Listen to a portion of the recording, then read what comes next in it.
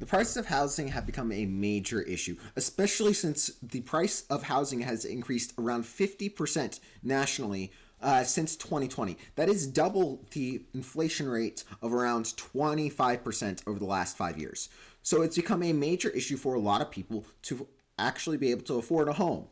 And that makes it a very, very prime political target in terms of trying to address the issue at the national level. So Trump is now planning to address the issue by banning institutional investors from scooping up single-family homes. This is a genius political move, but a horrible economic move.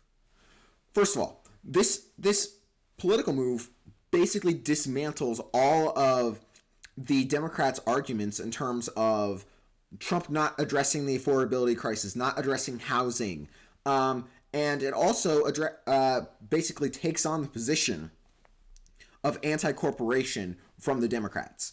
So it's a genius political move in that it dismantles pretty much all the Democrat arguing points in terms of affordability for housing. But this is not a good economic move at all. It's actually going to cause more of a problem in long-term affordability across the board.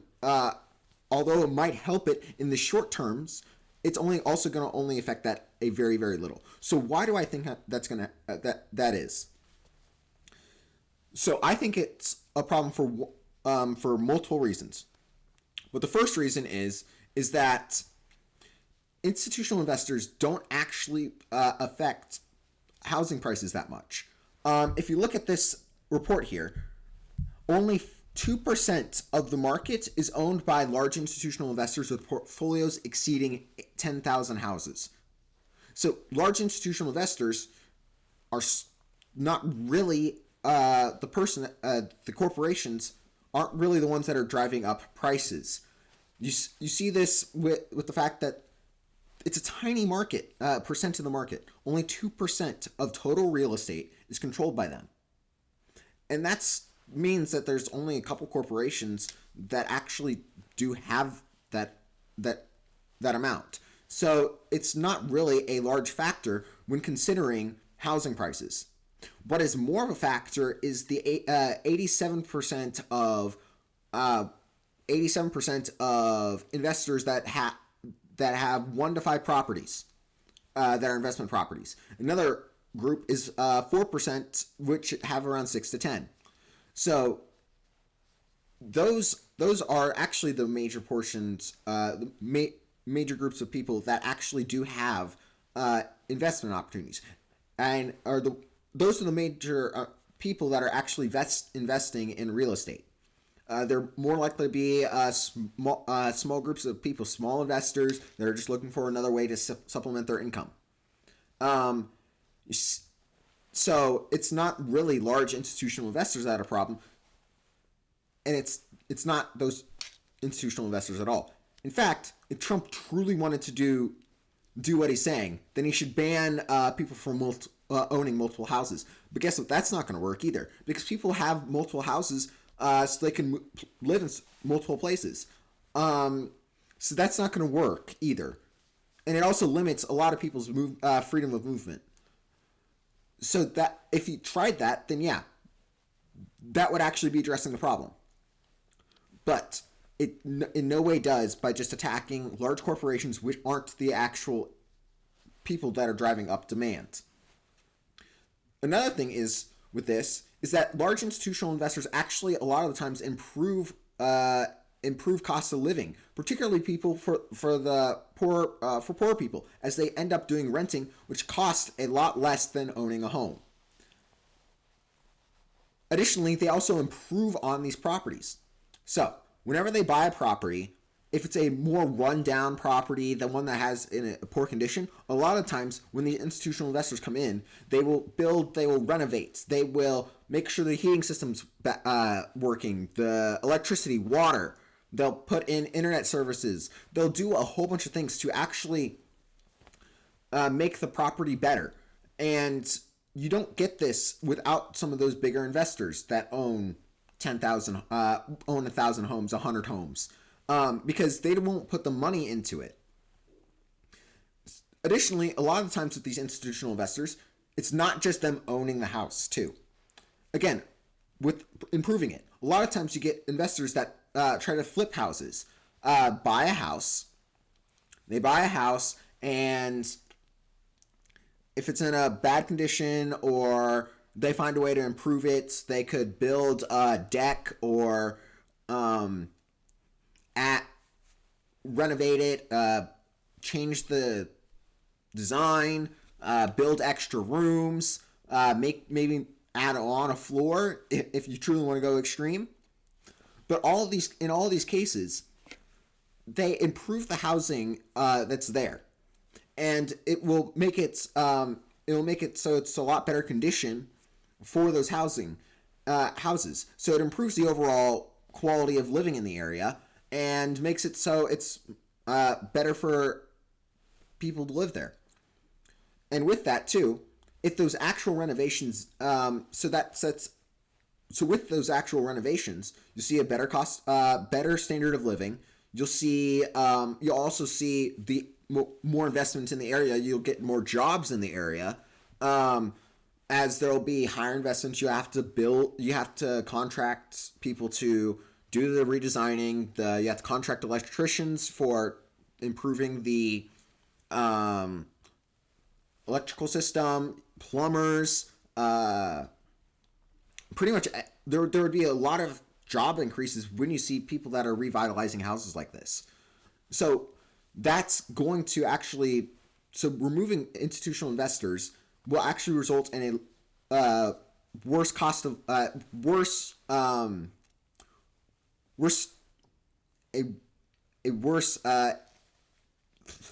will result in worse economic situations in terms of being able to invest in and improve the housing. Another thing is with this is that single family homes is actually what's driving up the affordability crisis right now.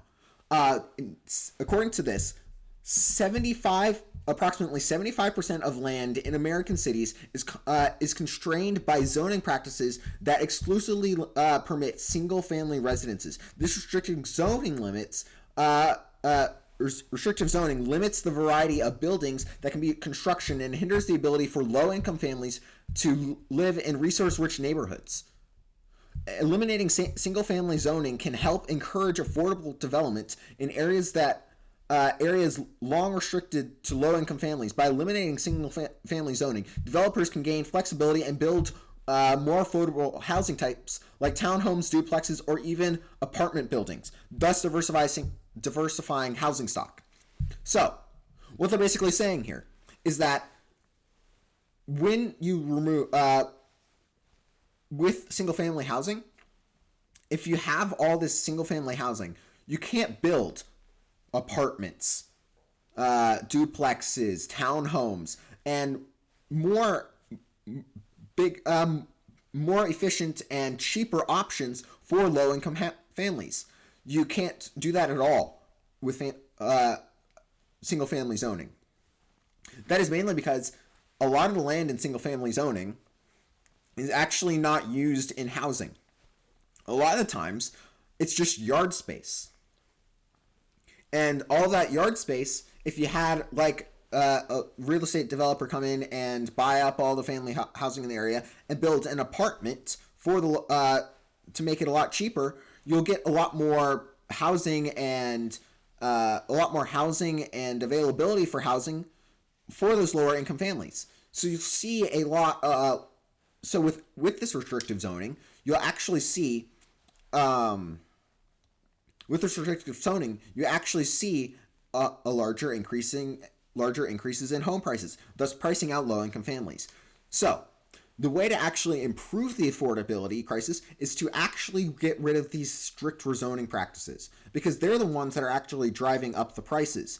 Now, Trump can't do that at the federal level, so we actually have to do that at the local level. So in these in the cities that you live in, we should vote for less zoning for single-family houses, because that means that they'll be more likely to have these apartments and more likely to have the lower income being taken care of. So it's not this. So this plan will actually also further result in less investment by corporations in trying to convert single family homes to actually more apartments and places that can actually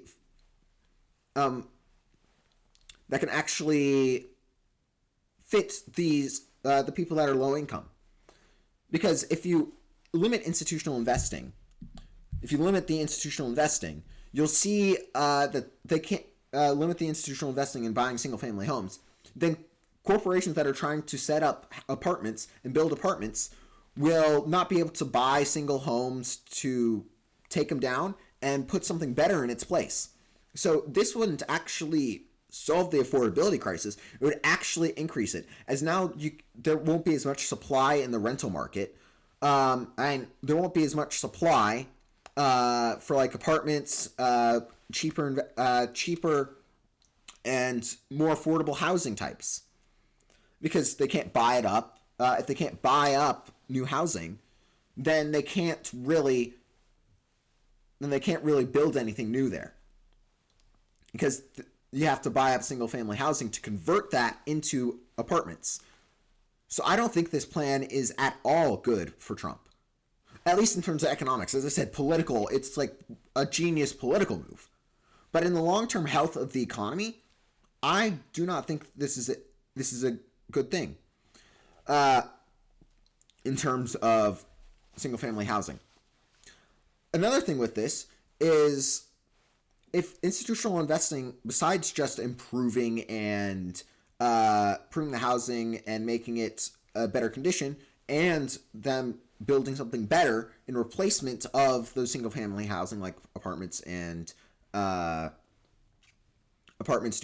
townhouses, etc., you can also have with the buying up of institutional houses by institutional investors, they're not really increasing housing prices. In fact, even with this, they're actually, a lot of the times, when you're renting, it's a lot cheaper and it's a lot safer in terms of risk management for a lot of people. Because then if you all of a sudden lose your job, you're not having to pay a whole bunch of debt from the housing.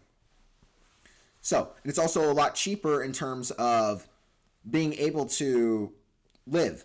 For example, when my family in 2020, when my mom lost her job, we had due to that, we weren't able to actually afford a house. In fact, if we did, it would have cost us a lot more than moving into a rental place.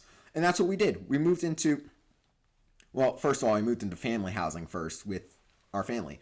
But once we wanted to move out, we didn't end up going to buy a home. We ended up staying at a villa, and it was a lot cheaper than buying a bigger one-family house in our area.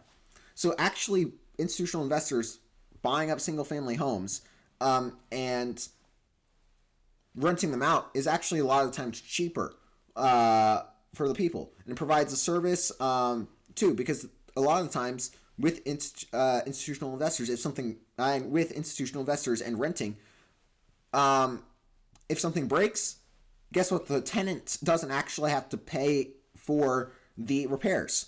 The people in charge, the owners actually are the ones that have to pay for the repairs.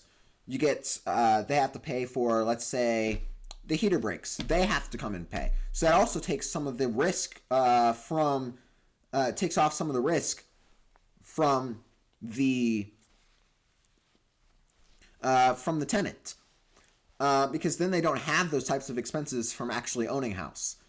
So that can actually help lower income families in a way too. Now, Mondani would criticize this by saying that corporations wouldn't actually end up repairing that part of it. But no, that's actually not true. That's only true. They wouldn't actually end up repairing it if they didn't have an incentive to. When Mondani in New York City, a lot of those rundown places, guess what? They're under rent control. That's another thing. Another thing that would get rid of the affordability crisis would be rent control, because then you would also incentivize more of these apartments being built. So a lot of the times, because of rent control, they won't want to put any money into the building because they can't get any money back out of it. And they can't kick out the tenants. They can't do anything with that. So, again, that actually results in a lot of the investors and the people that are owning the apartments to do the rent control. They won't invest, and that means that they will just let the building fall into disrepair, and then they'll eventually sell it or go in, or get rid of it somehow. And if rent control was actually removed, then you'd actually see more investment. So overall, I think this is a great. So overall, with this, I don't think this is a good move from Trump. It's not really going to affect anything in the short term. It's going to hurt the long term by resulting in less improvement of housing, less building of new apartments and replacement of single-family homes that will actually help people. And it will result in less affordability just across the board for people renting, which that's the major thing in cities, and it will result in just a increase in cost in the long term. So, but again, the political move's insane here with basically taking the Democrat talking points away. But overall, what I care about is the long-term economic situation, and the stuff to actually solve the housing issue is not banning institutional investors. In fact, you want some of those institutional investors to, again, build new apartments, build bigger and better apartments, make it so it's cheaper. So overall, I think the solution to the actual housing crisis, instead of doing what Trump is doing here, what he should actually do, as I stated earlier, change zoning restrictions, rethinking zoning restrictions so it's less single-family homes and more of these apartments, duplexes, triplexes, townhouses. That is the first thing that you can do. Second of all, again, rent control. I mentioned it earlier under that's causing a lot of these issues in New York. Remove rent control. Because then again, corporations would actually have an incentive to invest in a lot of these places. Sadly, I think most of that has to be done at the local level. Trump can't do it at the national level, as these are all local level issues. But if you want overall to reduce the issues in terms of prices in your city, vote for someone that would actually end up doing that. That is the most prudent and most important thing in terms of cost savings for people in the U.S. and that are saving on houses. But that's the best thing to do. But anyway, what do you all think? Tell me what you think down in the comments and share this with someone you know. Subscribe, like, and I'll see you guys next time.